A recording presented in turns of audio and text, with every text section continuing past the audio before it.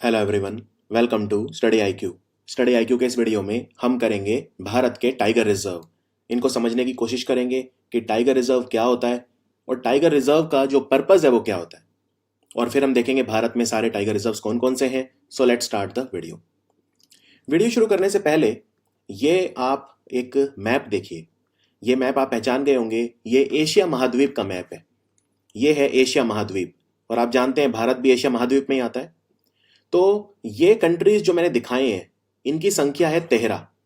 13 country हैं, नाम भी लिखे हैं, जैसे Nepal, Bhutan, Bharat, Bangladesh, Thailand, Cambodia, Malaysia, Vietnam, Laos, Indonesia और रशिया। ये कंट्रीज मैं आपको क्यों दिखा रहा हूं? क्योंकि जो टाइगर है, जो बाघ है, वो इन्हीं कंट्रीज में मिलता है। इनको बोला जाता है टाइगर रेंज कंट्री। तो टोटल टाइगर रेंज कंट्री कितने हैं दुनिया में? 13।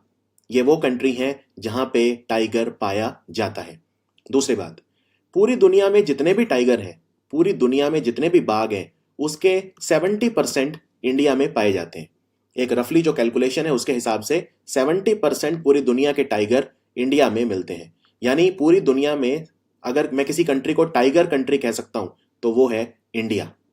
ठीक है, तो ये कंट्री कौन कौन से हैं? रशिया में टाइगर मिलता है, म्यांमार, भारत और उसके पड़ोसी बेसिकली। ठीक है, साउथ ईस्ट एशियन कंट्रीज भी हैं इनमें, आसियान कंट्री हैं जैसे Thailand, Cambodia, Malaysia, Indonesia, Laos, Vietnam और उसके अलावा इंडिया और नेपाल, भूटान वगैरह। तो टोटल कंट्रीज की संख्या जो है वो है 13। अब ये कंट्रीज जो हैं इनमें टाइगर्स की संख्या बहुत तेजी से गिर रही थी और टाइगर्स की संख्या गिरने के बहुत सारे कारण हैं। सबसे पहला कारण है हैबिटेट डिग्रेडेशन, यानी कि जो टाइगर जहां पे रहते हैं उनका जो आवास है उसका विघटन, उसका डिस्ट्रक्शन, उसका डैमेज। आवास, टाइगर का जो आवास है, पेड़ काटना, जंगल नष्ट हो रहे हैं। ठीक है, कई तरह की कृषि ऐसी होती है जिसमें पेड़ नष्ट करने पड़ते हैं, जैसे झूम कल्टीवेशन या शिफ्टिंग कल्टीवेशन, जिसे स्लैश एंड बर्न कल्टीवेशन भी कहते हैं, स्लैश एंड बर्न एग्रीकल्चर। तो हैबिटेट डिग्रेडेशन, पॉल्यूशन की वजह से भी हैबिटेट डिग्रेडेशन होता है। दूसरा कारण है हंटिंग, जानवर का शिकार करना, हंटिंग करना, उनको ट्रॉफीज की तरह रखना, अंतर्राष्ट्रीय बाजारों में तस्करी करना जानवरों की। तो ये सारे भी कारण थे। तो जब इनकी संख्या बहुत तेजी से कम होने लगी तो 2010 में पहला टाइगर समिट हुआ। पहले टाइगर समिट में ये सारे कंट्रीज मिले, यानी 13 कंट्रीज मिले और इन्होंने मिलकर ये डिसाइड करा कि हम क्या करेंगे। ये डिसाइड 2010 में मिले थे और इन्होंने ये डिसाइड करा कि हम अगले 12 सालों बाद मिलेंगे दोबारा और तब तक हर कंट्री को अपनी पॉपुलेशन डबल करनी है टाइगर की। यानी अगर किसी देश में 1500 टाइगर हैं तो उसको 3000 करने हैं और इसको नाम दिया गया T/2। तो ये बड़ा अच्छा क्वेश्चन हो सकता है कि T/2 क्या है। T/2 ये है कि 2010 में जब ये सारे कंट्री मिले थे, अच्छा कहाँ मिले थे ये सारे कंट्री 2010 में? सेंट पीटरबर्ग में। रशिया में एक जगह है, रूस में एक जगह है जिसको बोलते हैं सेंट पीटरबर्ग। तो जब ये सारे कंट्री मिले 13 के 13 सेंट पीटरबर्ग में 2010 में, इन्होंने मिलकर डिसाइड ये करा कि हम 2022 तक हमारे देश में जितने भी बाघ हैं उनकी संख्या को दुगना कर देंगे। क्या कोई कंट्री ऐसा है जो ये कर पाया? तो डेडलाइन 2022 है, राइट? हाँ, 2 कंट्रीज ने कर दिया है ये। नेपाल सबसे पहला कंट्री था जिसने अपने टाइगर की पॉपुलेशन, टाइगर की संख्या को दुगना कर दिया। नेपाल ने करके दिखाया 2018 में और भारत ने करके दिखाया 2019 में। भारत ने कब करके दिखाया? 2019 में। अब एक बात और याद रखिए कि भारत में हर 4 साल के बाद हम करते हैं टाइगर असेसमेंट, जिसको टाइगर एस्टिमेशन भी कहा जाता है। पूरे भारत में हम टाइगर की संख्या हमारी जो सरकार है, केंद्र सरकार, वो गिनती है, असेसमेंट करती है। तो सबसे पहला टाइगर असेसमेंट हुआ था 2006 में, फिर हुआ 2010 में, फिर हुआ 2014 में और फिर हुआ 2018 में। और जो 2018 वाला है इसकी रिपोर्ट आई 2019 में। ठीक है, तो प्रधानमंत्री मोदी ने 2019 में जो रिपोर्ट आई थी वो सबको पढ़ के सुनाई थी फिर, और उसमें खुशखबरी ये दी थी कि भारत ने भी अपनी जो पॉपुलेशन है टाइगर की वो दुगनी कर दी। तो भारत दूसरा कंट्री था नेपाल के बाद जिसने डेडलाइन 2022 से काफी पहले ही ये करके दिखा दिया। और यह रिपोर्ट प्रधानमंत्री मोदी ने 29 जुलाई को रिलीज करी थी। 29 जुलाई को हम अंतर्राष्ट्रीय बाघ दिवस मनाते हैं, जिसे बोलते हैं इंटरनेशनल टाइगर डे। ये हर साल 29 जुलाई को मनाया जाता है। अच्छा, अब ये 2022 डेडलाइन हमने क्यों रखी? हम कोई और साल भी रख सकते थे, क्योंकि 2022 है Chinese year of tiger. China ने डिसाइड करा कि 2022 को वो चाइनीज ईयर ऑफ टाइगर बनाएगा, इसीलिए 2022 फिर सारे कंट्रीज मान गए। अब ये हमारी रिपोर्ट है 2019 की, यानी कि 2018 का असेसमेंट था जो प्रधानमंत्री मोदी ने रिलीज करी थी रिपोर्ट, वो ये करी थी। सबसे पहला सवाल, भारत के कितने राज्यों में बाघ मिलते हैं? तो आंसर है 18। इन्हें 18 टाइगर रेंज स्टेट कहा जाता है। Tiger range state, tiger range मतलब टाइगर का जो रेंज है, जो उनका दायरा है, वो यहीं तक है। तो भारत में 18 राज्य हैं जिनमें बाघ पाए जाते हैं। सबसे ज्यादा जो लेटेस्ट है, क्योंकि इसके बाद अगली रिपोर्ट 4 साल बाद होगी, तो ये मैं आपको बता देता हूं, सबसे ज्यादा 526 बाघ ये मध्य प्रदेश में पाए गए, जो असेसमेंट हुआ उसके अंदर। तो मध्य प्रदेश पहले नंबर पे रहा। दूसरे नंबर पे रहा कर्नाटक। कर्नाटक में बस 524 थे, 2 कम थे। वैसे कर्नाटक मध्य प्रदेश दोनों में लगभग वो रहता है, कोई ऊपर कोई नीचे, वो चलता रहता है। और फिर तीसरे नंबर पे उत्तराखंड था, ये है उत्तराखंड। तो यहाँ पे बाघ की जो संख्या थी वो थी 442। और चौथे नंबर पे फिर महाराष्ट्र था।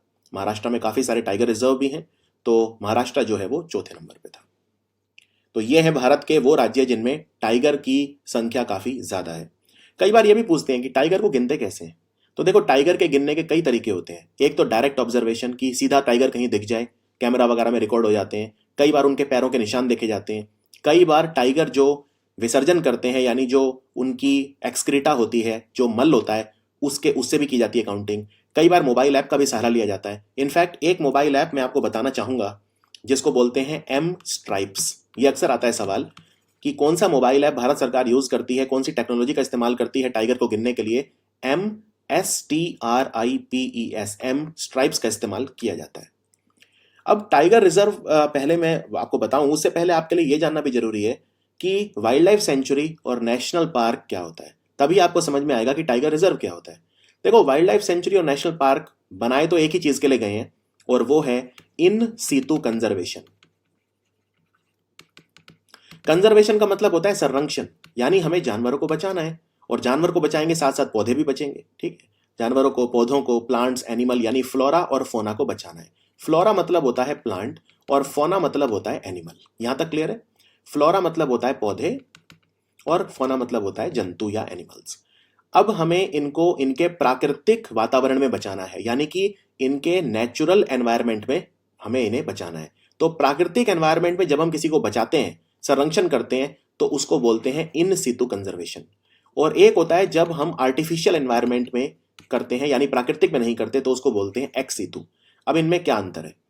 मान लो आप किसी बाघ को अपने घर में रख लेते हो।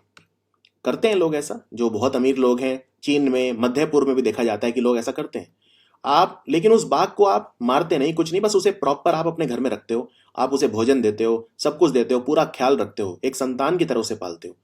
लेकिन तो वो आप उसका संरक्षण तो कर रहे हो, पर वो किस तरह का संरक्षण है?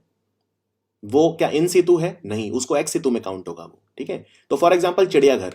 अब क्या चिड़ियाघर में जब जानवर को रखा जाता है तो उसका संरक्षण तो वहां भी होता है, लेकिन क्या वो उसका प्राकृतिक एनवायरनमेंट है चिड़ियाघर? नहीं, तो वो चिड़ियाघर क्या है? Ex situ, ex situ.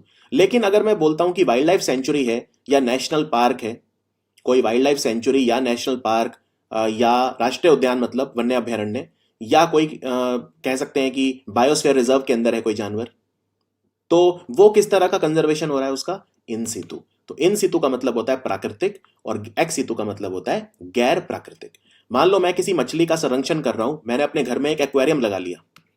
Aquarium होता है जिसमें मछलियां रखी जाती हैं, काफी आकर्षक मछलियां रखी जाती हैं, इनमें ऑर्नामेंटल फिशेस बोलते हैं जिन्हें। तो क्या वो किस तरह का संरक्षण हुआ? अब इन सीतु के एक्स सीतु? तो वो मछलियों का प्राकृतिक एनवायरनमेंट नहीं है, तो वो होगा एक्स सीतु। यहां तक क्लियर है इन सीतु क्या होता है और एक्स सीतु क्या होता है?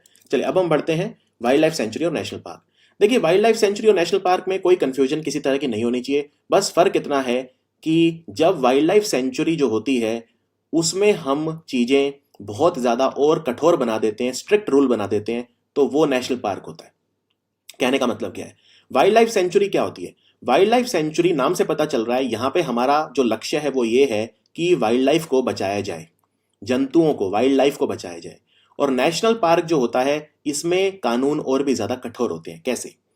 वाइल्ड लाइफ सेंचुरी में छोटे स्तर पर मानव गतिविधियां अलाउड होती है।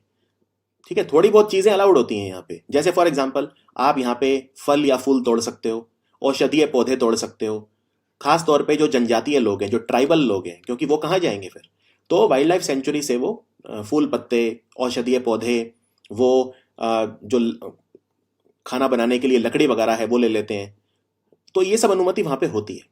आप वहां पे कुछ हद तक मवेशी भी चरा सकते हो, लेकिन ये सारी एक्टिविटीज रेगुलेटेड होती हैं। रेगुलेटेड का मतलब ये इन पे नजर रखी जाती है। ऐसा नहीं हो कि भाई लकड़ी अगर आपको अनुमति है तो आप पूरा जंगल ही खाली कर दें, ऐसा नहीं है।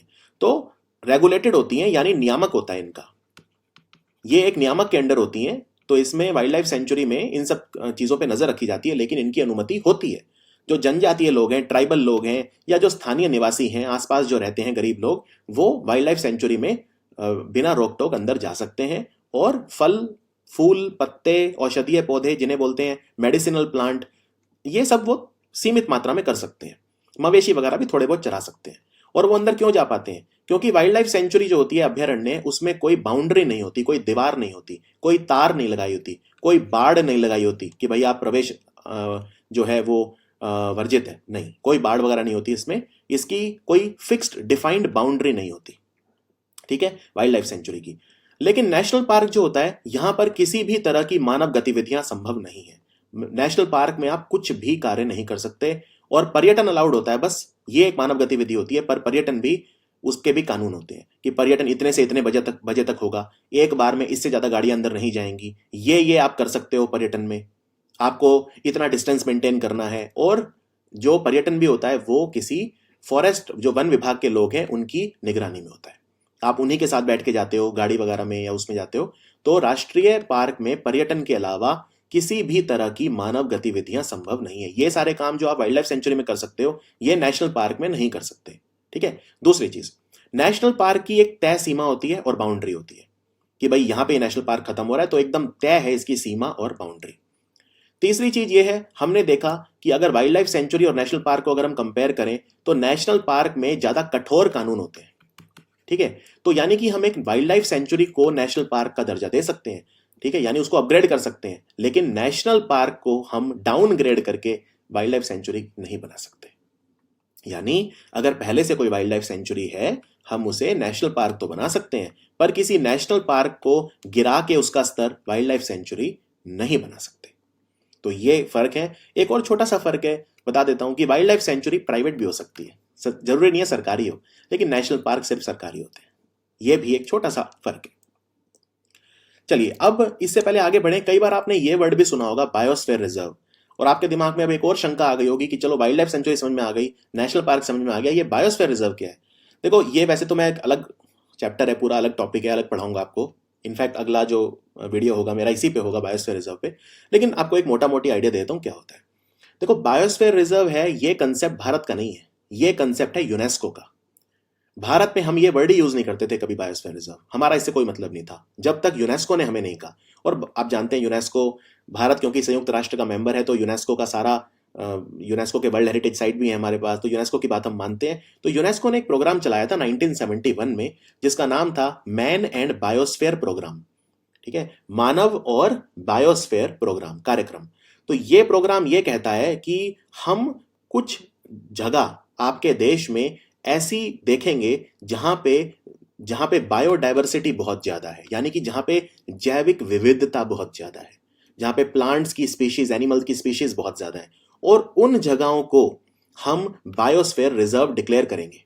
और बायोस्फीयर रिजर्व जब डिक्लेयर उन्हें कर दिया, तो वहां पे हमारा पर्पस सिर्फ यही नहीं है कि हम पौधों को बचाएं या जंतुओं को बचाएं, हम ये भी देखेंगे वहां पे कि जो वहां का एनवायरनमेंट है उसमें क्या प्रभाव पड़ रहा है। यानी हम क्लाइमेट चेंज पे भी रिसर्च करेंगे, हम एनवायरनमेंट पे भी रिसर्च करेंगे, हम एनवायरनमेंट किस तरह बदल रहा है उस पर भी नजर रखेंगे। तो बायोस्फीयर रिजर्व एक बहुत बड़े पर्पस के लिए बनाया जाता है। उसका पर्पस सिर्फ यहीं तक सीमित नहीं है कि हमें हमारी जो बायोडाइवर्सिटी है उसे बचाना है। तो यूनेस्को ने 1971 में शुरू किया और 1979 में दुनिया का पहला बायोस्फीयर रिजर्व बना। भारत में 1986 में बना पहला बायोस्फीयर रिजर्व, जो था नीलगिरी बायोस्फीयर रिजर्व। और बायोस्फीयर रिजर्व बहुत बड़े एरिया होते हैं, मतलब 5,000 स्क्वायर किलोमीटर, 10,000 स्क्वायर किलोमीटर, बहुत ही बड़े, कई कई राज्यों के एरियाज होते हैं। मैं एक एग्जांपल देता हूं। अब 1986 में पहला बायोस्फीयर रिजर्व बना नीलगिरी। तो ये जो आप देख रहे हैं मैप में, आप देख सकते हैं कर्नाटक, केरल और तमिलनाडु, तीन तीन भारत के राज्य हैं, इनका जो ये एरिया है गुलाबी रंग में, ये नीलगिरी बायोस्फीयर रिजर्व है, इतना बड़ा। तो अब ये तो इतना बड़ा एरिया है, यानी एक बायोस्फीयर रिजर्व में अंदर क्या क्या होगा, वाइल्ड लाइफ सेंचुरी भी होंगे, नेशनल पार्क भी होंगे, फॉरेस्ट भी होंगे, जंगल भी होंगे, नॉन फॉरेस्ट एरिया भी होंगे। तो बायोस्फीयर रिजर्व तो बहुत ही बड़ा एरिया होता है। यानी अगर मैं एक ये बनाऊं सर्कल, ये बायोस्फीयर रिजर्व है, तो इसके अंदर ये छोटे छोटे जो बना रहा हूं ये वाइल्ड लाइफ सेंचुरी होंगे, इनमें कुछ नेशनल पार्क होंगे, कुछ फॉरेस्ट होगा। तो biosphere reserve is a huge area. अब जैसे मैं नीलगिरी का एग्जांपल दे रहा था, तो नीलगिरी में क्या क्या है, जैसे नीलगिरी बायोस्फीयर रिजर्व में ये सारे वाइल्ड लाइफ सेंचुरी हैं, अरालम, मुदुमलई, ये नेशनल पार्क हैं एक्चुअली सारे, मुकुर्थी, नागरहोले, बांदीपुर। अब ये ऊपर वाला जो एरिया है ये कर्नाटक का एरिया है जहाँ पे नागरहोले नेशनल पार्क है। फिर केरल वेरल में आओगे तो फिर आपको ये अरालम और ये सब शुरू हो जाएंगे। फिर आप तमिलनाडु में जाओगे तो ये सब स्टार्ट हो जाएंगे, मुदुमलई, मुकुर्थी वगैरह, ठीक है। केरल में Silent Valley National Park, Wayanad Kerala में है, सत्यमंगलम तमिलनाडु में है, Sathyamangalam tiger reserve, wild life sanctuary and tiger reserve. तो एक एक एक बायोस्फीयर रिजर्व में कई वाइल्ड लाइफ सेंचुरी और नेशनल पार्क हो सकते हैं। ऐसा भी हो सकता है कि वाइल्ड लाइफ सेंचुरी और नेशनल पार्क ना हो, ये भी हो सकता है। ये भी हो सकता है नेशनल पार्क हो, वाइल्ड लाइफ सेंचुरी ना हो। ये भी हो सकता है कि दोनों ही एक से ज्यादा हो, ये भी हो सकता है। लेकिन आप समझ गए मैं कहना क्या चाह रहा हूँ, कि biosphere reserve is a huge area जिसके अंदर फिर बायोस जो नेशनल पार्क और वाइल्ड लाइफ सेंचुरी है वो होते हैं।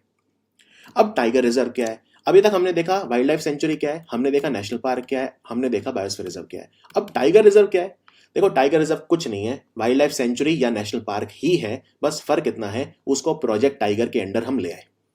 देखिए बात है 1973 की, ये वो समय था जब भारत में बाघ की संख्या बहुत कम हो गई थी। इंदिरा गांधी प्रधानमंत्री थी, तो इंदिरा गांधी ने क्या कहा कि हमें टाइगर को किसी भी तरह बचाना है। और बाघ की संख्या इतनी कम क्यों हुई, उसके बहुत सारे कारण है। राजा महाराजाओं का शौक होता था कि भाई हम तो बाघ का शिकार करेंगे, ये सब ज्यादा थे उस वक्त कारण, बजाय इसके कि हैबिटेट डिग्रेडेशन वगैरह उस वक्त उतना नहीं था, लेकिन शिकार बहुत बड़ा रीजन था। तो हमारे यहाँ जो बाघों की संख्या थी बहुत ही कम रह गई थी। बात है 1973 की। उससे पहले भी 1900 जो 60 का दशक था उसमें बाघों की संख्या गिरती जा रही थी। फिर हमने स्टार्ट किया प्रोजेक्ट टाइगर। तो और प्रोजेक्ट टाइगर 1973 में शुरू हुआ था, उससे पहले एक साल पहले आया था वाइल्ड लाइफ प्रोटेक्शन एक्ट 1972। तो इंदिरा गांधी जो थी उन्होंने वाइल्ड लाइफ प्रोटेक्शन एक्ट लेकर आई, वो वन्यजीव संरक्षण अधिनियम 1972। ये क्या कहता है? ये जानवरों को कैटेगरीज में डिवाइड करता है। तो वाइल्ड लाइफ प्रोटेक्शन एक्ट में अगर मैं एनिमल्स की बात करूं तो 5 स्केड्यूल होते हैं, स्केड्यूल 1, स्केड्यूल 2, 3, 4 और 5। जो स्केड्यूल 1 में होते हैं मतलब उन्हें सबसे ज्यादा प्रोटेक्शन दी जाती है कि उन्हें तो आप टच भी नहीं कर सकते, जैसे ग्रेट इंडियन बस्टर्ड है और ये सब है। तो ठीक है, ये हमें इनको मैक्सिमम प्रोटेक्शन दी हुई है जो हमने स्केड्यूल 1 में रखे हुए हैं। उन पे कोई वो नहीं है, उनका कहीं भी पूरे भारत में शिकार नहीं किया जा सकता। फिर 1 से जब आप 4 की तरफ जाएंगे तो ये प्रोटेक्शन कम होती जाती है, ये प्रोटेक्शन धीरे धीरे कम होती जाती है। और 5 में जो रखे जाते हैं उन्हें हम बोलते हैं वर्मिन, VERMIN। और वर्मिन वो जानवर होते हैं जो वैसे तो प्रोटेक्टेड हैं, लेकिन वक्त आने पे आप अगर वो वर्मिन हो गए तो आप उन्हें मार सकते हो। मैं एक एग्जांपल देता हूं, जैसे हिमाचल प्रदेश। अब हिमाचल प्रदेश में हर साल एक बहुत बड़ी समस्या आती है, वो है बंदरों की, मंकीज। बंदर जो हैं वो इतने ज्यादा उनकी संख्या बढ़ जाती है कि फिर उन्हें मारने के अलावा कोई वो बचता नहीं है सरकार के पास। सरकार उन्हें मार देती है। अलग अलग तरीके होते हैं बंदरों को मारने के, लेकिन बंदरों को फिर सरकार को मारना पड़ता है। तो सरकार क्या करती है, आप वैसे बंदर को नहीं मार सकते, लेकिन सरकार फिर मंकीज को स्केड्यूल 5 में डाल देती है। और स्केड्यूल 5 में एक बार वर्मिन डिक्लेयर हो गया तो फिर आप उसे मार सकते हो, फिर कोई सजा नहीं है उसको मारने पे। समझ में आया? तो जब किसी एनिमल को स्केड्यूल 5 में रखा जाता है तो उसको वर्मिन डिक्लेयर कर दिया जाता है और फिर उसकी हत्या की जा सकती है। तो और 1 में तो बिल्कुल आप समझ लो कुछ नहीं कर सकते, ठीक है। 1 में सबसे ज्यादा प्रोटेक्शन है, 2 में उससे कम, 3 में उससे कम, 4 में उससे कम और 5 में नहीं है।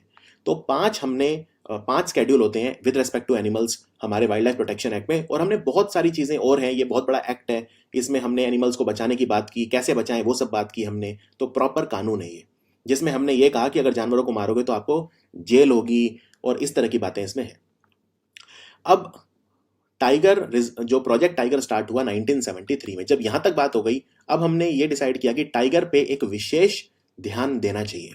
तो प्रोजेक्ट टाइगर क्या है? प्रोजेक्ट टाइगर ये है कि या तो वाइल्ड लाइफ सेंचुरी होगा या नेशनल पार्क होगा। इनको अगर हम प्रोजेक्ट टाइगर के अंडर ले आए तो उसको टाइगर रिजर्व बोला जाएगा, एज सिंपल एज दैट। मैं फिर रिपीट कर देता हूं, या तो कोई वाइल्ड लाइफ सेंचुरी है या कोई नेशनल पार्क है। अगर हमें लगा कि भाई उस वाइल्ड लाइफ सेंचुरी या नेशनल पार्क में बाघों की संख्या अच्छी खासी है, बाघों की संख्या अच्छी खासी है, उनको बचाने के एफर्ट्स, डेडिकेटेड एफर्ट किए जा सकते हैं, तो हम उसको प्रोजेक्ट टाइगर के अंडर ले आते हैं। प्रोजेक्ट टाइगर के अंडर जब वो आ गया तो उसी वाइल्ड लाइफ सेंचुरी को या उसी नेशनल पार्क को फिर हम टाइगर रिजर्व बोलना शुरू कर देते हैं। जैसे एग्जांपल देता हूं, जैसे काजीरंगा। अब काजीरंगा नेशनल पार्क है, काजीरंगा नेशनल पार्क असम में है, ठीक है।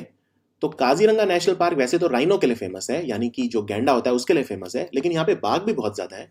तो अब यहाँ पे हमने क्या किया, काजीरंगा नेशनल पार्क को प्रोजेक्ट टाइगर के अंडर ले आए, और जब ये प्रोजेक्ट टाइगर के अंडर आ गया तो ये बन गया टाइगर रिजर्व। तो आज की तारीख में काजीरंगा एक टाइगर रिजर्व भी है, क्योंकि उसको प्रोजेक्ट टाइगर के अंडर हम ले आए।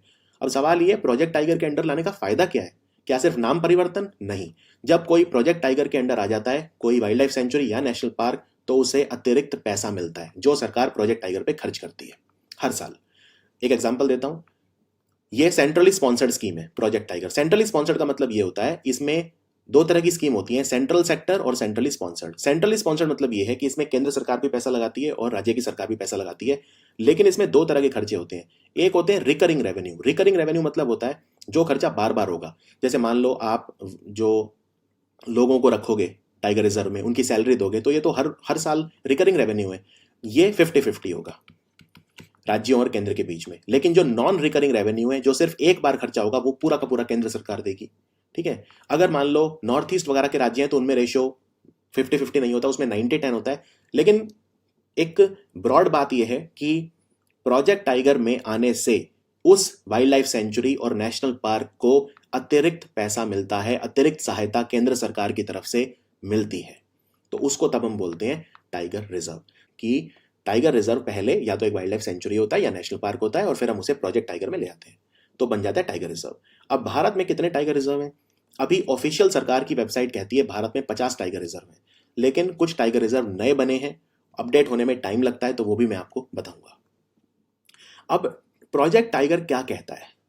प्रोजेक्ट टाइगर बात करता है सस्टेनेबल टूरिज्म की।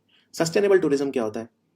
सस्टेनेबल टूरिज्म होता है, चलो मैं आपसे एक सवाल पूछूं अगर, कि भाई टाइगर रिजर्व जो होता है क्या उसमें टूरिज्म होना चाहिए? क्योंकि फायदे नुकसान दोनों हैं, दोनों बताता हूँ। नुकसान क्या है? नुकसान ये है भाई, गाड़ियों की आवाज़ है, वो सब है, जानवरों को वो करेगी, परेशान करेगी, ठीक है, जानवरों को परेशान करेगी। दूसरी बात ये है कि वहाँ पे होटल वगैरह बनेंगे, फिर वो सब बनेगा, पॉल्यूशन होगा। कई बार जो लोग टाइगर रिजर्व में जाते हैं वो गंदगी मचाते हैं, प्लास्टिक फेंकते हैं, चिप्स के पैकेट फेंकते हैं, ये सब होगा। तो ये सब नुकसान तो है ही, लेकिन फायदे ज़्यादा है। फायदा ये है सबसे बड़ा कि जब लोग आते हैं पर्यटन से तो पैसा आता है, उससे कंजर्वेशन एफर्ट्स और तेज हो जाते हैं। जानवरों को बचाने के जो संरक्षण के कार्य हैं उन्हें और ज़्यादा वो मिलती है, बूस्ट मिलती है जब पैसा आता है, जब टूरिज्म आता है। टूरिज्म बहुत बड़ी इंडस्ट्री है आज।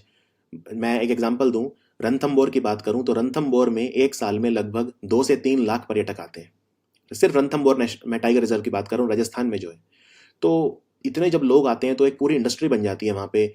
ये सिर्फ डायरेक्ट एम्प्लॉयमेंट की बात नहीं है, जो रणथंबोर में लोग काम करते हैं उनको तो रोजगार मिलता ही है, बल्कि जो वहाँ पे होटल खुलते हैं, फिर जो रिक्शा वाले हैं, ऑटो वाले हैं, तो जो गैर संगठित क्षेत्र है उसमें बहुत ज़्यादा रोजगार जनरेट होता है।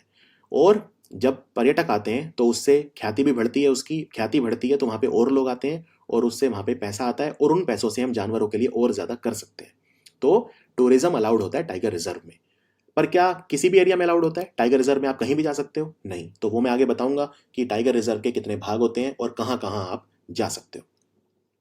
तो टाइगर रिजर्व जब हम बनाते हैं तो क्या करते हैं, यहाँ पे जो ये इंग्लिश में लिखा था वही हिंदी में है। ये जो हिंदी भाषा के विद्यार्थी देख रहे हैं वो यहाँ पे पढ़ सकते हैं कि टाइगर रिजर्व में क्या रणनीति होती है। अब हमारे पास क्या, अब अभी तक हमें क्या समझ में आया कि वाइल्ड लाइफ सेंचुरी को हमने ले लिया या नेशनल पार्क को ले लिया, उसको प्रोजेक्ट टाइगर में ले आए और वो बन गया टाइगर रिजर्व। यहाँ तक क्लियर है? अब देखिए, अब हमारे पास टाइगर रिजर्व है तो हम क्या करते हैं, फिर जो वाइल्ड लाइफ सेंचुरी है इसको हम कोर एरिया बना देते हैं, और उसके साइड में कुछ और एरिया ऐसा है जो या तो जंगल होंगे या नॉन फॉरेस्ट एरिया होगा, उसे हम बफर जोन बना देते हैं। तो इसका मतलब क्या है? इसका मतलब इससे समझते हैं, ये एक टाइगर रिजर्व है, ये एक टाइगर रिजर्व है, तो ये वाला जो एरिया है बीच में, ये कोर एरिया है। और ये कोर एरिया या तो वाइल्ड लाइफ सेंचुरी है, नेशनल पार्क है, बस जिसको भी हमने दर्जा देके टाइगर रिजर्व बनाया, ये वो एरिया है। यहां पे इसको हमने कोर एरिया बना दिया। कोर एरिया का मतलब है एक्चुअल में टाइगर यहां पे रहेंगे, यहीं पे खाएंगे पिएंगे, यहीं पे प्रजनन करेंगे, यहीं तक वो सीमित रहेंगे, टाइगर एरिया या कोर एरिया। और जो बाहर वाला एरिया है, यहाँ पे अगर कोई मानव गतिविधियां हम करेंगे तो इस एरिया में करेंगे, इसको कहा जाता है बफर एरिया। तो दो जोन होते हैं टाइगर रिजर्व में, एक तो होता है कोर एरिया जहाँ पे जानवर होते हैं, और कोर एरिया में जाने की अनुमति किसी को भी नहीं होती। अगर आप भी किसी टाइगर रिजर्व में जाओगे तो इस एरिया में नहीं जा सकते, आप बाहर बाहर से जाओगे जीप लेके, आप बाहर बाहर से देखोगे, आपकी सड़कें यहाँ बनी होंगी। तो अगर मान लो कोई रेल की पटरी बिछानी है तो वो बफर एरिया में रहेगी, अगर कोई सड़क बनानी है बफर एरिया में रहेगी, अगर कोई छोटा मोटा उद्योग लगाना है, और ये उद्योग भी कोई ऐसा नहीं होना चाहिए कोई हाईली पोल्यूटिंग हो या कोई उस तरह का नहीं होना चाहिए, हाँ कोई एजुकेशन पर्पज का हो या कोई ऐसा उद्योग हो जो वन से रिलेटेड हो, एग्री प्रोड्यूस या फॉरेस्ट प्रोड्यूस रिलेटेड हो, तो छोटा मोटा उद्योग लगाया जा सकता है सरकार की परमिशन से, वो भी खुद नहीं। तो ये बफर एरिया में भी सरकार की परमिशन चाहिए होती है, और कई एक्टिविटीज ऐसी होती हैं जो सरकार सरकार उनको अलाउ कर भी सकती है, नहीं भी कर सकती, जैसे माइनिंग, जैसे खनन। अभी जैसे मैं आपको बताता हूँ, पिछले साल की बात है, तेलंगाना में अमराबाद टाइगर रिजर्व है, तो वहां पे यूरेनियम मिला, तो सरकार ने कहा ठीक है आप माइनिंग कर सकते हो। नेशनल टाइगर कंजर्वेशन अथॉरिटी ने परमिशन दे दिया कि आप माइनिंग कर सकते हो, लेकिन वो बफर एरिया में होगी। ठीक है, छोटी मोटी कोई माइनिंग है, खनन है, कोई छोटा मोटा उद्योग लगाना है, कोई, वो सब बफर एरिया में होगा, कोर को कोई टच नहीं करेगा। या पर्यटन करना है तो पर्यटन भी बफर एरिया में होगा। यहां तक क्लियर है? कोर एरिया क्या होता है, बफर एरिया क्या होता है, ये बहुत इंपॉर्टेंट कंसेप्ट है, और ये कंसेप्ट बायोस्फीयर रिजर्व में भी अप्लाई होता है। जो बायोस्फीयर रिजर्व होते हैं उनमें भी सेम कंसेप्ट होता है, उसके भी इस तरह से एरिया होते हैं, उसमें तो बल्कि एक और एरिया होता है जिसको ट्रांजिशन एरिया भी बोलते हैं, वो हम तब पढ़ेंगे जब बायोस्फीयर रिजर्व को डिटेल में पढ़ेंगे। अब हम बायोस्फीयर रिजर्व एक एक करके पढ़ेंगे सब राज्यों के, और ये काफ़ी इंपॉर्टेंट है। टाइगर रिजर्व पे अक्सर क्वेश्चन आते हैं। तो छत्तीसगढ़ की बात करते हैं। छत्तीसगढ़ में वैसे तो 3 टाइगर रिजर्व हैं, अभी अभी एक चौथा बना है, जो है गुरु घासीदास। तो गुरु घासीदास नेशनल पार्क था, लेकिन अब वो टाइगर रिजर्व बन गया है, तो अब से उसे गुरु घासीदास टाइगर रिजर्व कहा जाएगा, बाकी नेशनल पार्क तो वो था ही। तो 3 और टाइगर रिजर्व हैं, वो हैं उदंती सीता नदी, अचनाकमर और इंद्रावती। उदंती सीता नदी, अचनाकमर और इंद्रावती। उसके बाद बिहार, बिहार में बस एक ही है, वाल्मीकि। वाल्मीकि नेशनल पार्क था, इसे टाइगर रिजर्व में बदल दिया गया था, तो वाल्मीकि टाइगर रिजर्व बिहार में बस एक है। असम की बात करते हैं, असम में 4 हैं, नामेरी है, काजीरंगा है। काजीरंगा याद रखिए एक यूनेस्को वर्ल्ड हेरिटेज साइट भी है, यूनेस्को ने इसे विश्व धरोहर का दर्जा दिया हुआ है, तो ये एक वर्ल्ड हेरिटेज साइट है काजीरंगा, और मानस भी एक वर्ल्ड हेरिटेज साइट है।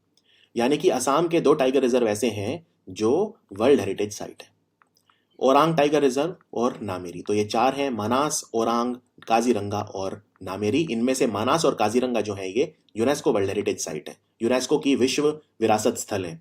और काजीरंगा फेमस है राइनो के लिए, यानी एक सिंग का गेंडा। अब बात करते हैं अरुणाचल प्रदेश की। अरुणाचल प्रदेश में 3 टाइगर रिजर्व हैं, एक तो है पक्के, एक है नाम डफा बोलते हैं वैसे लोकल भाषा में, और एक है कमलंग। याद रखिए कमलंग भारत का 50वां टाइगर रिजर्व था।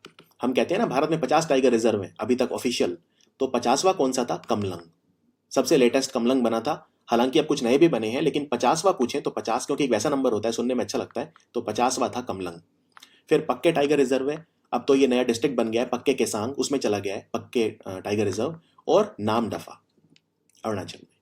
फिर आंध्र प्रदेश, भारत का सबसे बड़ा टाइगर रिजर्व कौन सा है? आंसर है नागार्जुन सागर श्री सलाम।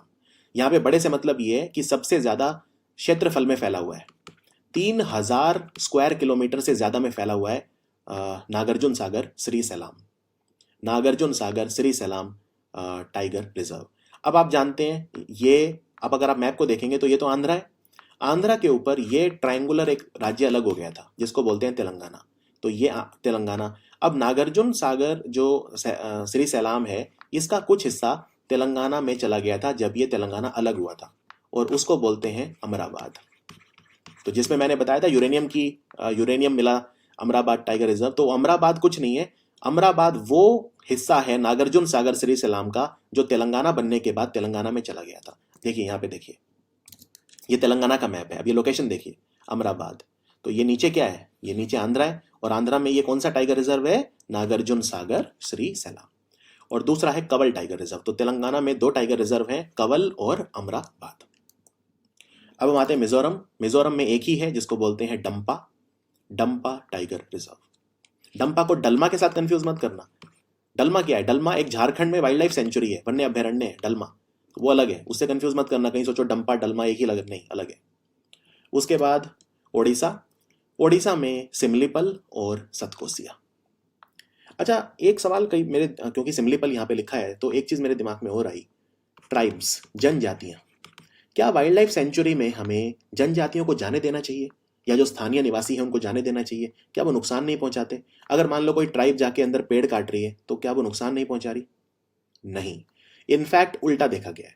यानी कि जो जनजातियां हैं, चाहे हमें लगता हो कि ये कम पढ़ी लिखी हैं, इनको तो अकल नहीं है, जो भी है, ऐसा देखा गया है कि ये जनजातियां ही जानवरों के साथ सबसे ज्यादा सौहार्द में रहती हैं। सौहार्द का मतलब है एक एक भाईचारा, एक ब्रदरहुड, ये देखा गया है। ना ये जानवरों को नुकसान पहुंचाती और ना जानवर इन्हें नुकसान पहुंचाते।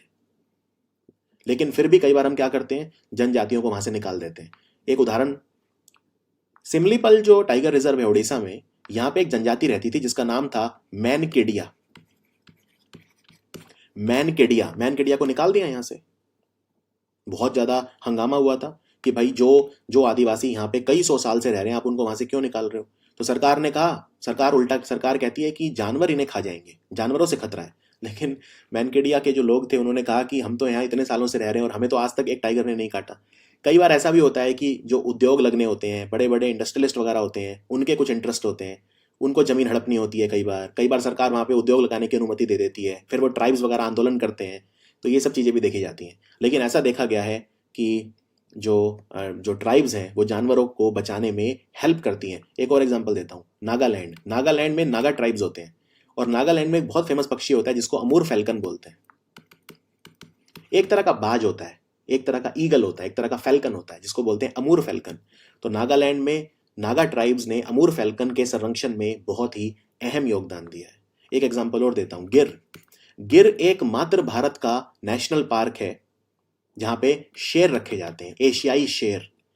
पूरे एशिया में, भारत में नहीं, पूरे एशिया में सिर्फ एक ही जगह है जहां पे शेर मिलते हैं, वो है गिर राष्ट्रीय उद्यान, गुजरात में। और ये बहुत बड़ा राष्ट्रीय उद्यान है, ये 3-4 जिलों में फैला हुआ है। वहां पे गिर सोमनाथ जिला, अमरेली जिला और वो सब, ठीक है। तो गिर में एक ट्राइब्स रहते हैं, क्या बोलते हैं उन्हें? मालधारी।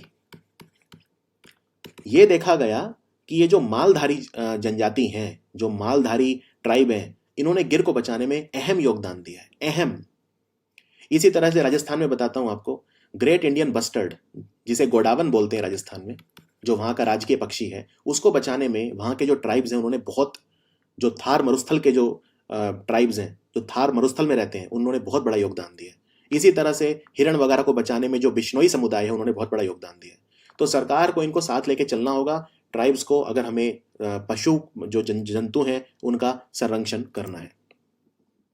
तो राजस्थान में 3 है। वैसे बात चल रही है कि कुंभलगढ़ को भी बना दो, लेकिन अभी तक कोई ऐसा ऑफिशियल नहीं है, सरकारी वेबसाइट पे नहीं है। बनेगा तब देखेंगे कुंभलगढ़, अभी तो नहीं है। अभी तो 3 है, और 3 कौन से हैं? सरिस्का, रणथंबोर और मुकुंद्रा हिल्स।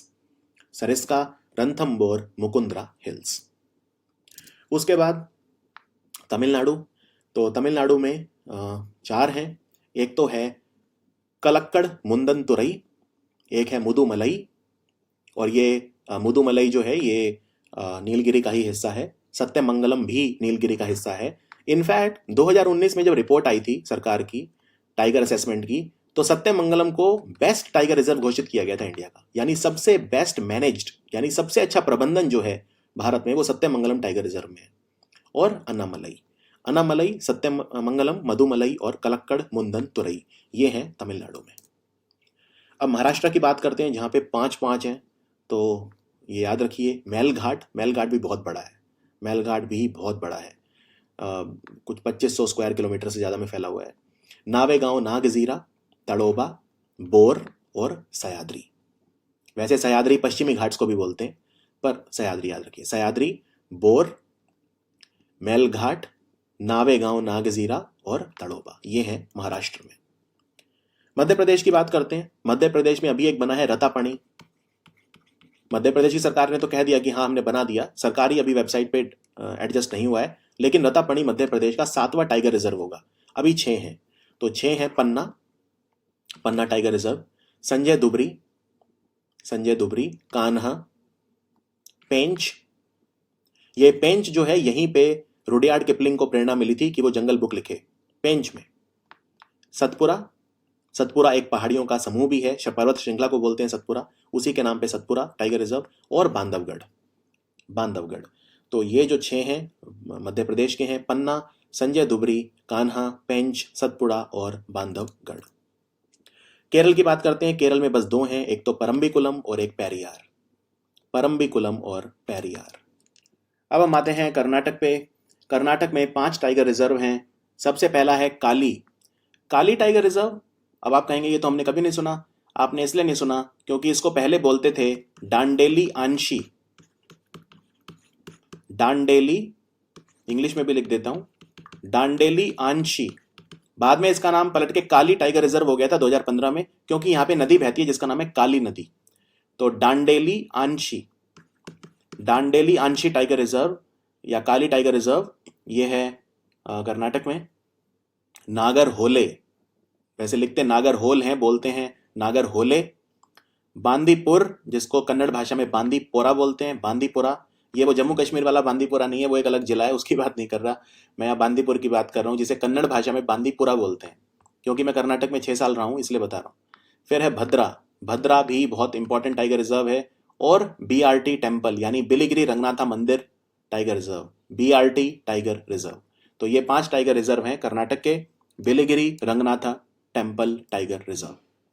अब बात करते हैं झारखंड। झारखंड में बस एक ही है, Palamu tiger reserve, Palamu tiger reserve. Bengal में 2 हैं, एक तो बक्सा टाइगर रिजर्व और एक है सुंदरबन टाइगर रिजर्व।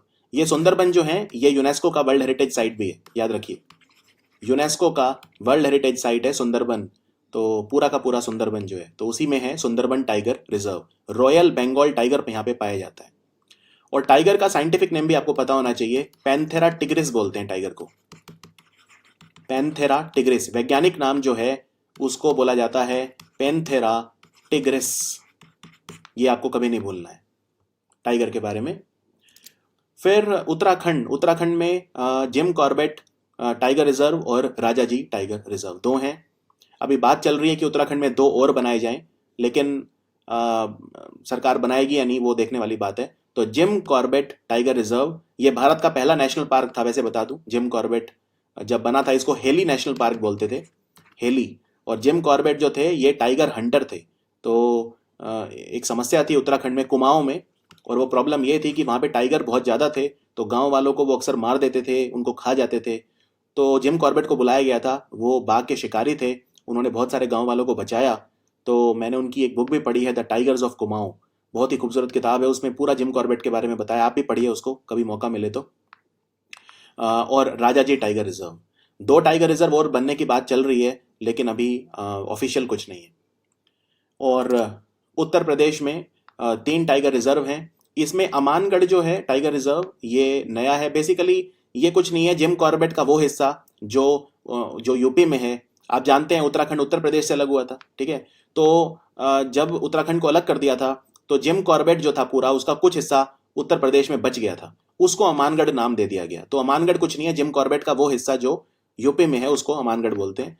बाकी Pilibhit tiger reserve, Pilibhit tiger reserve जो है एकदम नेपाल बॉर्डर पे है। पीलीभीत जो जिला है वहाँ पे है, उत्तर प्रदेश, पीलीभीत। और Dudhwa tiger reserve, Dudhwa tiger reserve. यहाँ पे यह भी बता दूं कि पीलीभीत का वो हिस्सा जो उत्तराखंड में लगता है, क्योंकि पीलीभीत ऐसी जगह पे है जहाँ पे पीलीभीत टाइगर रिजर्व का कुछ हिस्सा ऐसा है जो उत्तराखंड में भी आता है, उसको टाइगर रिजर्व बनाने की बात चल रही है। और अगर मैं समअप करूं पूरे भारत के, तो ये एक मैप आपके लिए काफ़ी अच्छा होगा अभ्यास के लिए। ये दोनों में अवेलेबल है, कलर में भी है और ब्लैक एंड वाइट भी है, जो भी आपकी पसंद हो उस हिसाब से आप पढ़ सकते हैं। तो यहाँ पे सारे के सारे 50 के 50 टाइगर रिजर्व मैंने मेंशन कर दिए हैं, जो भी टाइगर रिजर्व हैं। तो यहाँ से आप अभ्यास कर सकते हैं, देख सकते हैं, इन्हें निहार सकते हैं, और आपकी प्रैक्टिस इससे काफ़ी अच्छी हो जाएगी। अलग अलग राज्यों के भी मैंने आपको बता दिए हैं।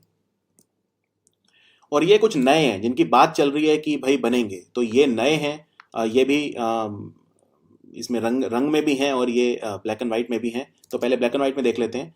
नंधौर, नंधौर एक वन्य अभ्यारण्य है उत्तराखंड में। बात चल रही है कि इसको टाइगर रिजर्व बना दिया जाए। सरकार अभी कह रही है कि हम सोच रहे हैं इस बारे में। और मैंने आपको बताया था कि पीलीभीत का वो हिस्सा, तो पीलीभीत टाइगर रिजर्व का वो हिस्सा जो उत्तराखंड में है, ये उत्तराखंड है, ये नीचे यूपी है और ये नेपाल है। तो ये यूपी है, यहाँ जो पीलीभीत का वो हिस्सा जो उत्तराखंड में आता है, उसको Surai range of Terai east यानी तरई पूर्व की सुरई रेंज टाइगर रिजर्व बनाने की बात चल रही है। इसके बाद फिर गुरु घासीदास जो टाइगर रिजर्व है, ये मध्य प्रदेश में है। और बेसिकली मैंने आपको एक संजय धुबरी बताया था जो मध्य प्रदेश में था, तो संजय धुबरी का वो हिस्सा जो छत्तीसगढ़ में आ गया था, क्योंकि छत्तीसगढ़ एक नया राज्य बना था मध्य प्रदेश से अलग होके, तो संजय धुबरी का वो हिस्सा जो छत्तीसगढ़ में आ गया था जब ये नया राज्य बना, उसको गुरु घासीदास नाम दिया गया था। तो गुरु घासीदास को भी अब टाइगर रिजर्व बना दिया गया। लेकिन भारत सरकार जो है अभी उनकी ऑफिशियल वेबसाइट पे नहीं है, लेकिन फिर भी आपके एग्जाम में आ सकता है। रतापणी का भी यही है कि मध्य प्रदेश की सरकार ने बोल दिया है अब एनटीसीए उसको मंजूर करेगी, नेशनल टाइगर कंजर्वेशन अथॉरिटी, उसकी मोहर लगेगी। तो ये भी रतापणी मध्य प्रदेश का 7वां टाइगर रिजर्व बना है। और एक है एमएम हिल्स, इसको वैसे एनटीसीए ने परमिशन दे दी है, लेकिन कर्नाटक की सरकार ने ऑफिशियली अनाउंस नहीं किया है। लेकिन फिर भी आप कह सकते हैं कि हाँ, एमएम हिल्स भी कर्नाटक का टाइगर रिजर्व है। एमएम हिल्स, इसको मुकुंदरा हिल से कंफ्यूज मत करना जो राजस्थान का है, ठीक है। मुकुंदरा हिल अलग है, एमएम हिल अलग है, दोनों अलग अलग है। और ओडिशा में एक नया टाइगर रिजर्व बनाने की बात हो रही है जो है सोनाबेड़ा, सोनाबेड़ा टाइगर रिजर्व। तो सोनाबेड़ा वाइल्ड लाइफ सेंचुरी है, इसको टाइगर रिजर्व बनाने की बात चल रही है, सोनाबेड़ा टाइगर रिजर्व। तो ये वही है, कलर में है, आप अभ्यास कर सकते हैं। और मैंने टेबल भी डाल दी है, तो अगर आप टेबल से प्रैक्टिस करना चाहें तो टेबल से भी प्रैक्टिस कर सकते हैं। सारी टेबल में यही चीज़ जो मैप पे दिखाई है, क्विक रिवीजन के लिए टेबल भी डाल दी गई है। सो ये था हमारा video tiger reserve of India. ये वीडियो आपको कैसा लगा जरूर बताइए मुझे सोशल मीडिया पे मुझसे कनेक्ट करिए और वहाँ पे मेरे से वार्ता आप कर सकते हैं, कोई भी फीडबैक आप दे सकते हैं। अगला जो वीडियो होगा उसमें हम बात करेंगे biosphere reserves of India. Thank you so much for watching study IQ static GK.